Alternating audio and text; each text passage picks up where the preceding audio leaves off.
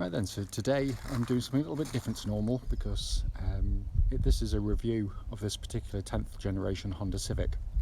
The reason I'm doing the video is largely self-indulgent, but most of my videos are basically just road tests and quick walkarounds to show the condition and the mechanical worthiness, hopefully, of the car.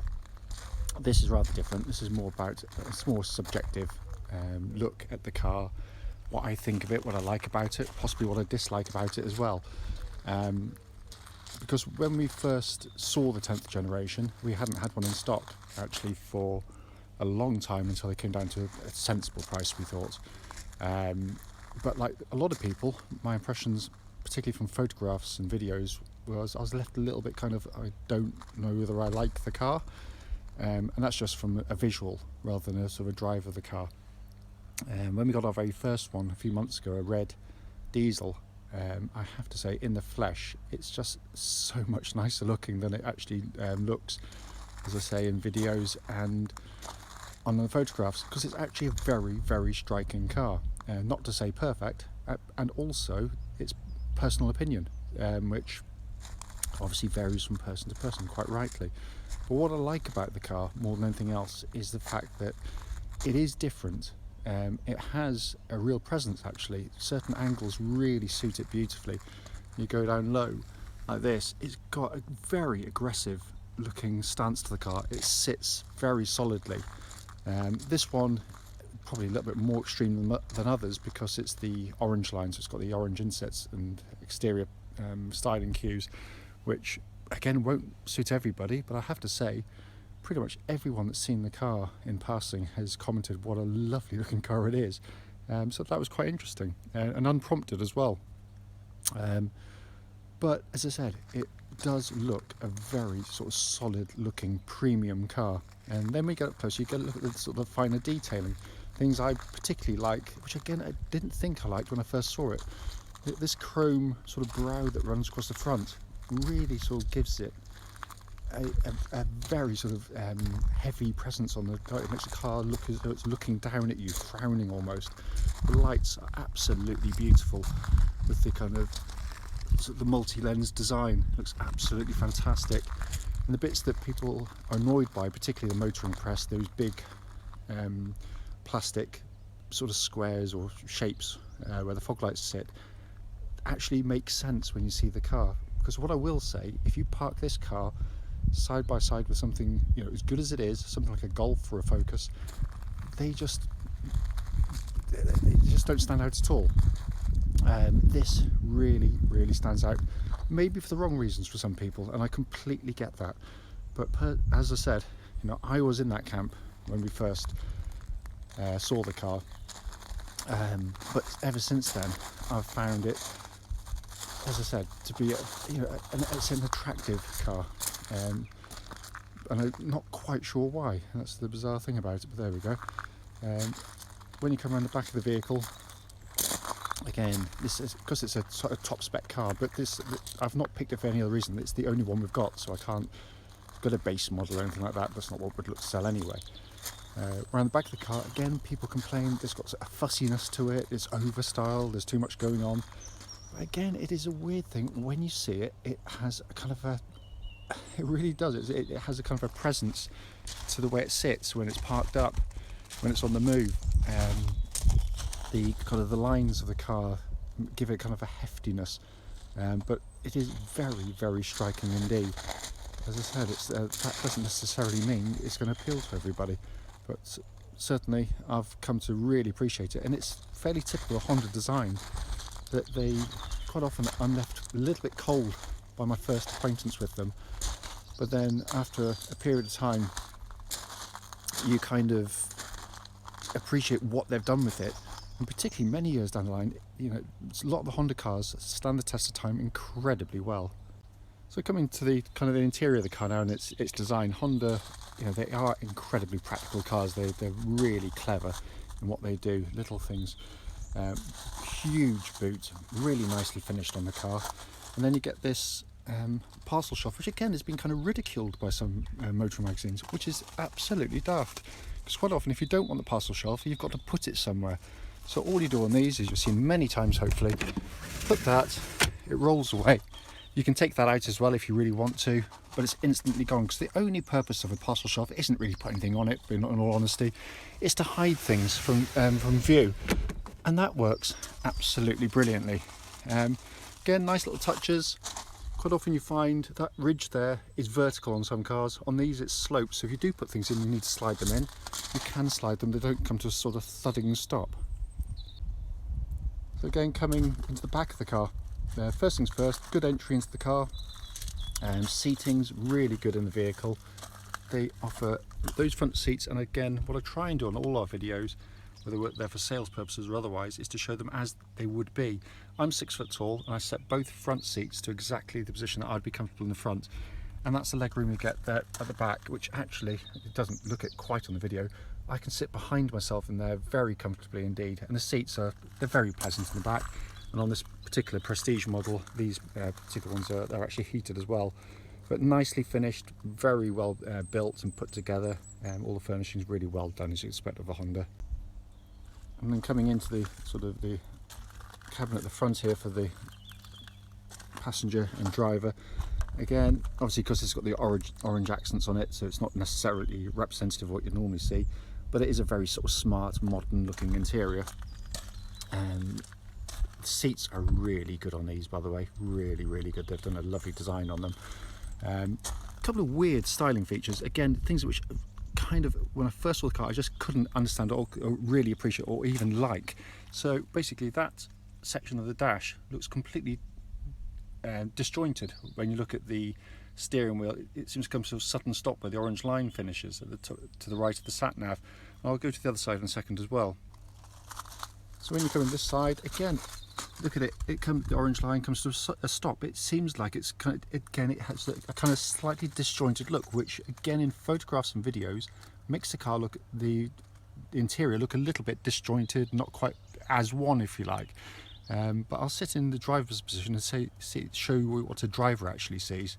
So now sat in the car, it suddenly makes sense, because those lines where they stop at the top there, at the top of the steering wheel rim, suddenly all come together and the dashboard kind of looks as one.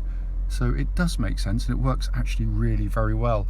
The interiors on the car, I'll talk more about it on sort of the road test side of it, but it's really, really pleasant in it. It's a lovely dash design, and again, one which I didn't initially kind of get or understand. It's only through use that I start to appreciate certain things, but as I said, I will go into it in more detail whilst test driving the car.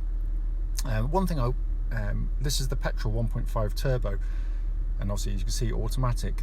This one, as opposed to the diesel, which gets the automatic as well, but a different style, they use a push button. This uses a conventional lever. This is much better. I don't know why. I cannot get on with those push buttons on the diesel version, and it just doesn't feel as nice to me. It doesn't feel as intuitive to operate as well. But I'll talk about more of this once we're kind of on the move. But the dash design, again, not to everybody says things I don't like, and I make it quite clear in loads of my videos. That actual binnacle in front, I say it works very well. You can see all the things. You've got your big rev counter, you've got your temperature gauge and fuel gauges there in the normal way, and in the middle of it you see you've got your speedo, digital speedo. In the past that would be up there on a separate binnacle on the last generation, the generation before, and I think this is a retrograde step. It's not as easy to see. If you hadn't seen the other two, you'd think it was perfectly good. If you had, you'd probably understand exactly what I mean, because when you're looking at the speed, you've now got to look down into the dash, where you basically didn't have to previously, and suddenly you're looking at other gauges and other information probably at the same time at the corner of your eye, and it's not confusing, but it seems to me a strange step for Honda, because normally they get that kind of thing right. Steering wheel, got lots of things going on it, as with modern steering wheels. I'm an old fogey, so it takes me a little while to get myself used to them, but you do. Criticisms, and they are slightly weird. On the side here, you've got these little ridges, so you can feel the extremities of the little buttons here. They're just slightly sharp to the feel.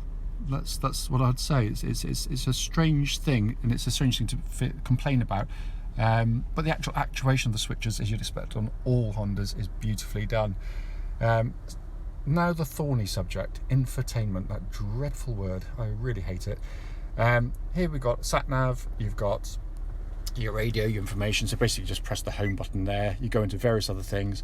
So you can press audio, go into those things. The complaint from people, from what I understand, is that it's a little bit slower than other manufacturers. It might not work quite as intuitively, if that's the word, as other manufacturers as well.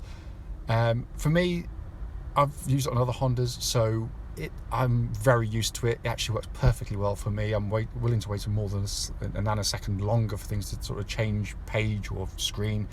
It doesn't bother me, but I can see why it would grate people. But as I said, it does work very well indeed. Down below that, what I really like on these, you've got that button there for climate, so you can shortcut into the climate control system, and I think that's a really nice touch on the car, I have to say. What I'll do from this point on, I'll do a road test of the car and give more feedback as I'm driving along.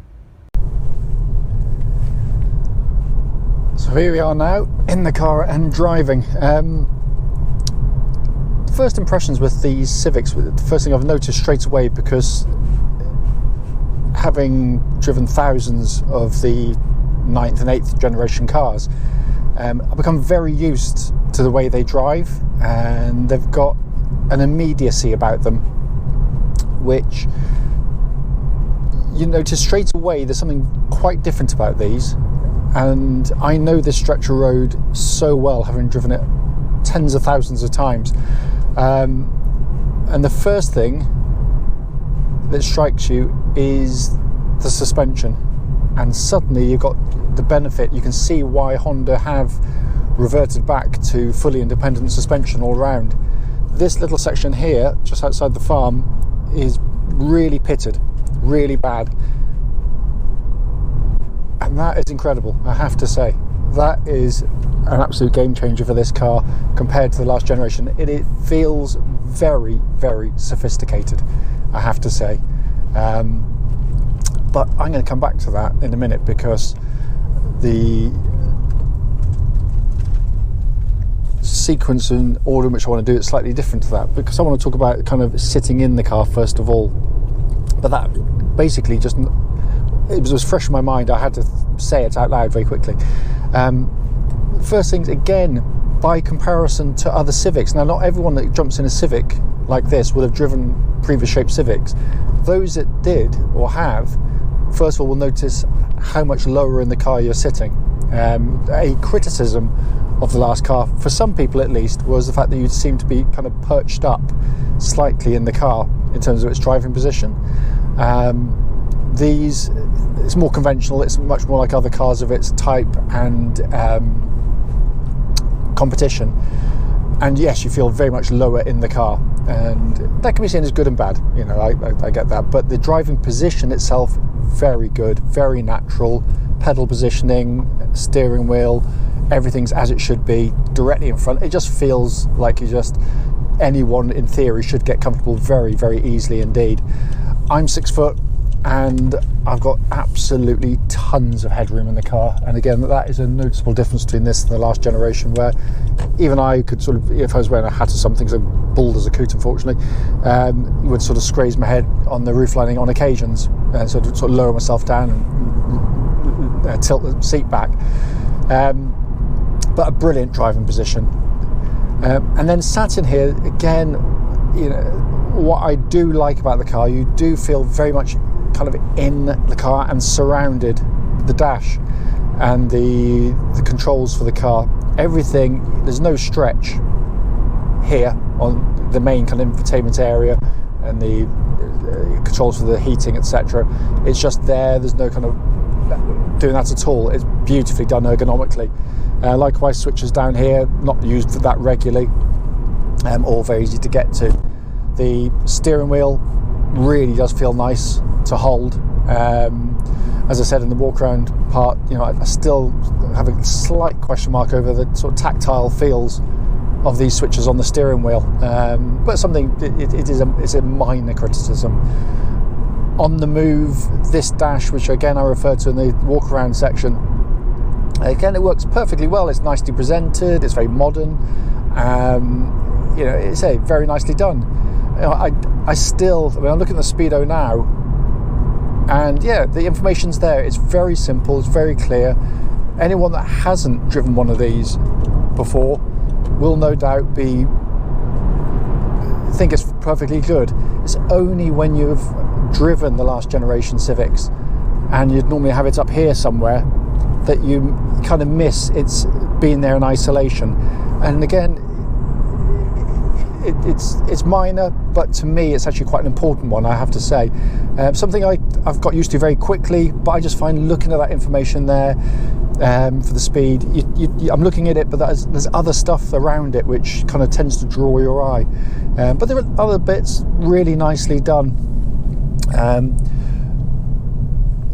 What Honda do very, very well, I have to say, is, you know, aside from those there, the actual actuation of them and all the buttons that you press has a very nice quality feel to it, and that can be borne out by the fact that, you know, this car's done, you know, 47,000 miles, whatever it's done, and it feels like brand new to drive. There are no squeaks or rattles or creaks, nothing at all. It is a very well put together car. And I have a huge bone of contention with, in particular, the same candidates, you know, the same sort of motoring magazines and videos that they put out, and they're critical quite often of Honda in terms of kind of the quality of the materials used sometimes in their cars. And they'll look at sort of areas down here where you've got hard plastics, got a bit of hard plastic there, a bit of hard plastic there. It's more squidgy here where you put your fingers. If that's a reason not to buy a car, then that's absolutely fine.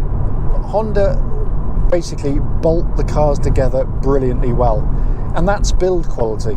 Build quality is not and never has been squidgy plastics and thuddy sounding doors, and I regularly say this in our videos. This is beautifully put together. It's incredibly practical, so if you do spill things on these lower plastics, they're wipe clean, they're easily kept.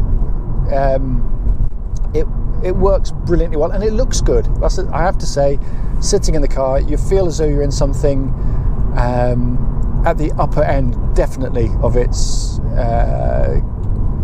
category of car.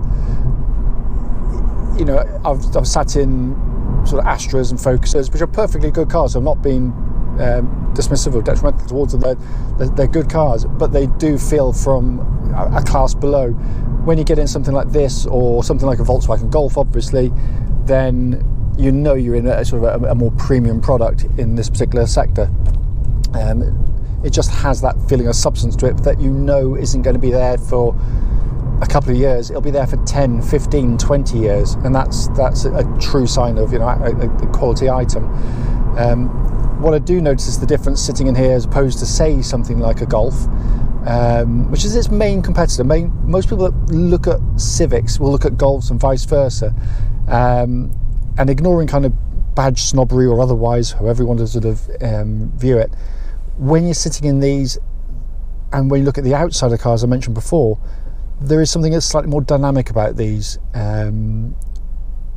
which isn't going to suit everybody, but I find it much more endearing. So it's enchanting sitting in here. It feels more modern. It feels kind of more playful in a way to be in the car, so slightly more joyful. The Golf is typical Germanic, very sensible, very well done, very clever, but it doesn't have a huge amount of charm to it. And you know, that's a very hard thing to put your finger on. And as I said, it is a personal preference, and it's no more or less than that. But coming to driving the car, this is, as I said at the start, this is my first drive in a 1.5 turbo, and obviously with the 180 horsepower engine and the CVT. And the first impressions again are very, very impressive, I have to say. It's very quiet in operation. It pulls really, really nicely. You get used to, the first thing I noticed, you put your foot down,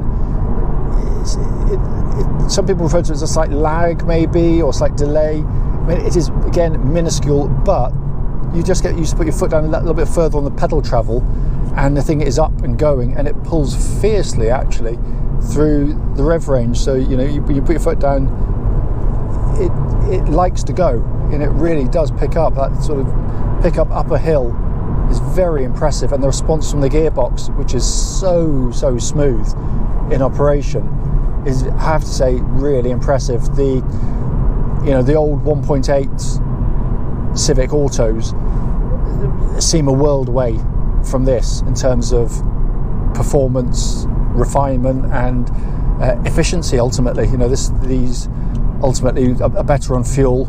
They're much quicker. They've got a huge amount more torque, and with the gearbox combination, it just works really nicely. I can't really criticize. I mean, a Honda, they're brilliant engines. Let's be honest about it. But it is a very impressive introduction to these turbos in these cars. I haven't driven, nor am I particularly interested in the 1 litre versions, I have to say. This 1.5 kind of is the right sort of power for me and what I like to do. Coming to the chassis, because this is the section of road where it really kind of shows off. Again, it's all about first impressions. The first impression you get is of, as I said right at the start of the video, something very sophisticated. And when you know roads, as I know these so well, you know how cars can feel going through it, and how it is a very unsettling road for a car. Sorry, just 3 degrees, so they're telling me it's cold outside. This is brilliant, I have to say. It amazes me how car manufacturers can still find a leap forward.